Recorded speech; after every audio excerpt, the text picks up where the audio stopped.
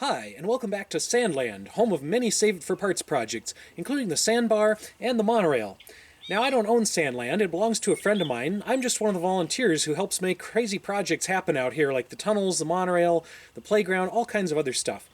And usually when we come out to Sandland, all of our labor is pretty much hands-on manual labor. We don't have a lot of heavy equipment. Now this week, that's about to change. We actually have a Sandland volunteer who has heavy equipment, and they're bringing that out today. As you've seen in some previous videos, we've had ongoing water issues with the road and the parking lot and some other areas.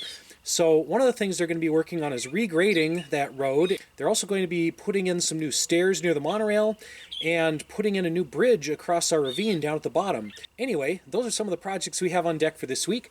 I won't be around all week. I do have a day job that I have to go to, but I'll try to document some of the process and video some of the things that we're doing out here.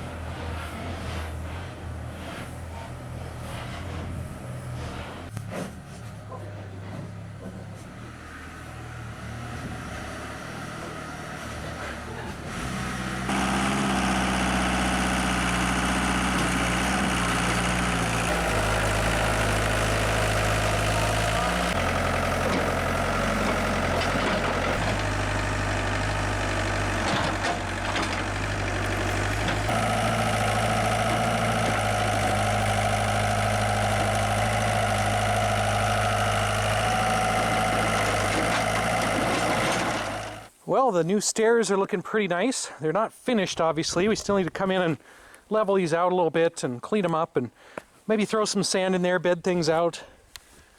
But that's looking a lot better than Carl's old basement stairs that we used to have. So we've ripped those out and we've gone to these landscaping timbers, and once they're all finally leveled, that's going to be a really nice stairway up to the monorail. And a few more pieces of equipment have showed up to do more road work and more landscaping, more earth moving, and other projects around the property. Now the road down the hill is looking a lot better after some attention from that equipment. Originally this was an old logging road from about a century ago, and it was never really designed to be a permanent path up and down the hill, so it does need some attention now and then. The little blue flags there are to mark where we've had some ongoing water issues, so I'm not going to drive down here right this moment. I think there's still a little more work to be done on this. And then over here, we've got this improvement. The excavator guy has smashed out a little bit of the bluff down to the sandstone, so we now have sandstone access on this side of the ravine, as well as our original tunnels on that side. So in the future, we could start a tunnel here, we could go down underneath, we could come out the other side, or we could start tunneling a really big cave into here and have like a garage or storage or something really interesting. That's all good stuff for the future. We won't be starting any of that anytime soon, but it's exciting to have that access right there. So as we reach the bottom of the hill, some of the biggest changes are visible. The sand pile has been nibbled away by the excavator, and he's hauled a lot of that off to a local gravel pit that can use it for fill. So that's nice to have that taken care of. We can start piling more sand there as we dig deeper.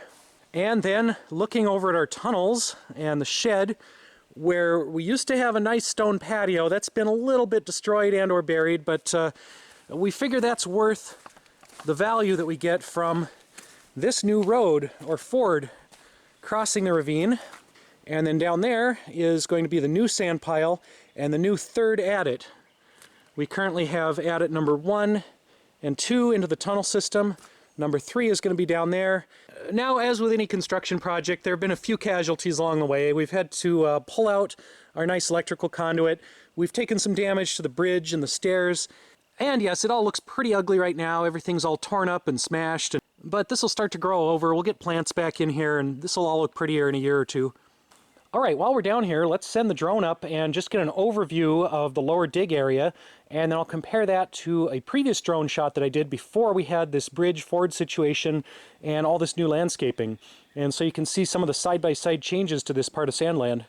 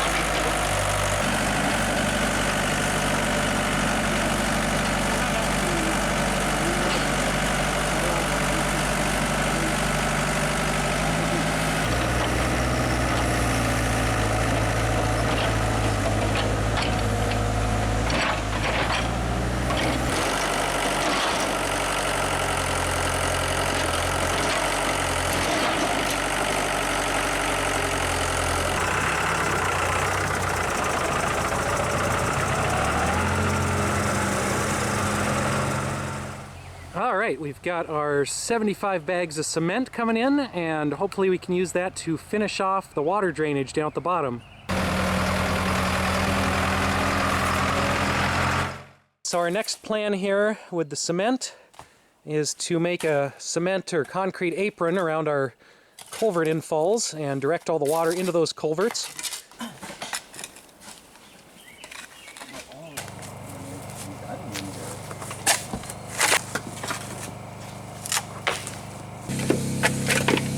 Try not to like.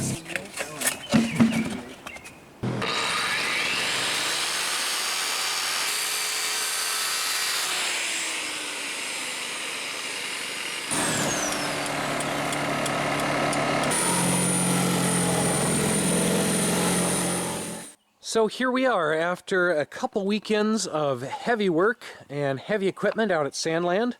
We have a lot of new changes. We have this new bridge across the ravine with a nice cement inlet structure around the culverts. Some of the forms are still in place, but this is basically done here. So that will channel all of the water that comes down here during spring melt under the bridge, into the culverts, and under this new bridge, which serves to access the new adit position down there. So the next time you see this particular hillside, we'll probably be digging a tunnel into it, right about where that orange mark is. And then with all the road work that's been done, the road is nice and flat for the first time in years, which means I can actually drive down here for the first time in years. Well, apparently I spoke too soon when I said we were all done with the heavy equipment work. It sounds like the owner has just bought himself a tractor, so we're going to drive back up the hill and see what's going on.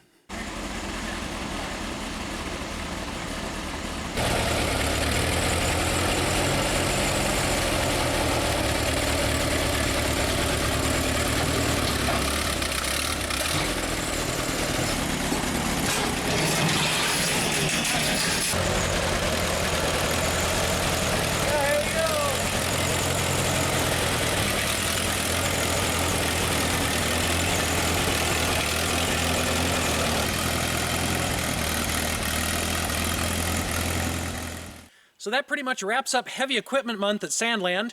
We've got a lot of handwork to do, a lot of detail work to finish up some of the stuff that the excavator was able to start, and then we're going to just keep on digging throughout the summer, expand that new tunnel, expand the old tunnels, and make Sandland even cooler. As you may have guessed, all this work is pretty expensive. Even though the excavator was a volunteer, we still had to pay some gas money, we had to pay for some repairs, we had to pay for a few unexpected emergency things that come up whenever you've got an off-grid property like this. So as usual, donations to Sandland are always appreciated. I will put some links down in the description where you can donate to the owner. Again, that doesn't go to me, that goes to the owner of the property here, that goes to making more tunnels, fixing the road, fixing equipment, and just keeping Sandland going on a day-to-day basis. If you'd like to help support my channel and these videos specifically, you can join the channel down below on YouTube, you can go on Patreon, or you can buy my merch like this Save It for Parts t-shirt. Once again, thanks for watching, and we'll see you next time.